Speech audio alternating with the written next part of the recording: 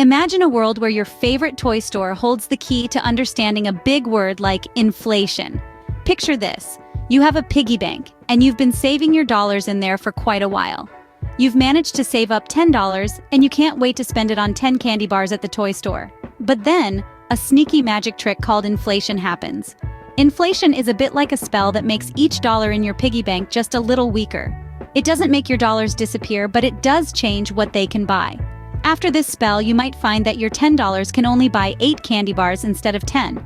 This happens because the price of candy bars has gone up while your $10 stayed the same. So, in the world of money, inflation is like a magic spell that makes your dollars a bit weaker. Now, you might be wondering, why does inflation happen?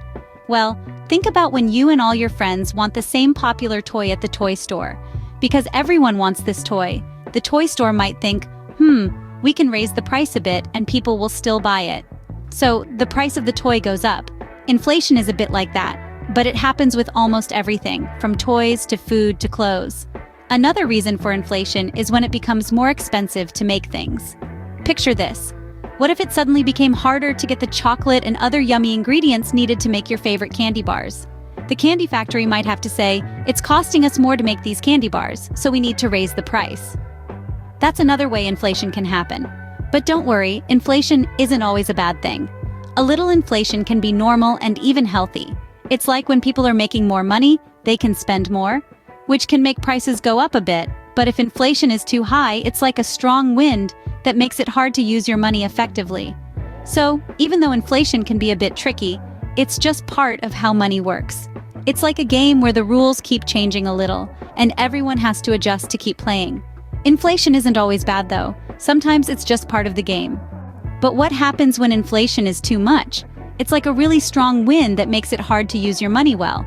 Imagine trying to walk against a gusty breeze. It's tough, right? That's how it feels when inflation gets too high.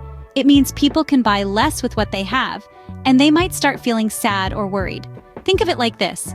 If your favorite toy cost $10 last week, but this week it costs $15, you'd need to save a lot more of your allowance to buy it.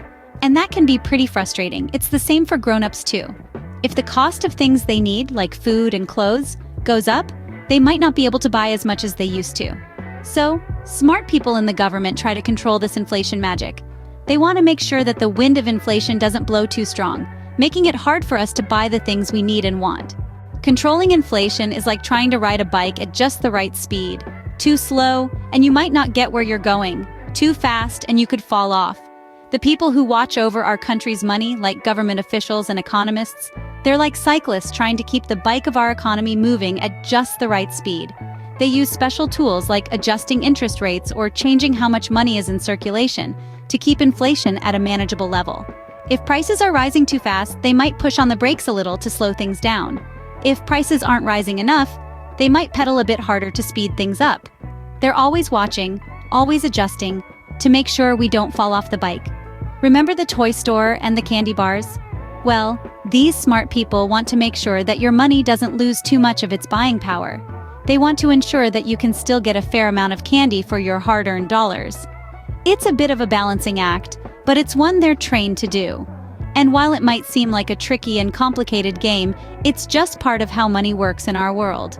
Inflation is a tricky thing, but it's part of how money works in the world. It's like a game where the rules keep changing a little, and everyone has to adapt to keep playing.